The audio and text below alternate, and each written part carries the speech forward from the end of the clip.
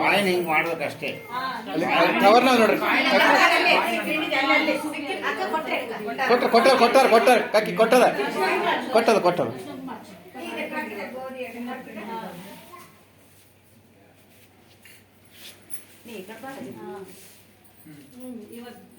ಜೋರ ಮೇಲೆ top touch ಆಗಬೇಕು.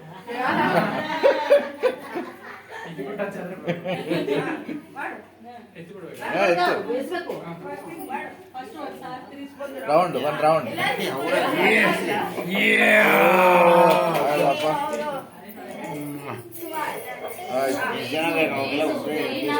ಶ್ರೀರಮಣಗೆ ಸೂವಿ ಸೂವಿ ಸೂವಿ ಸೂವಿ ನಮ್ಮ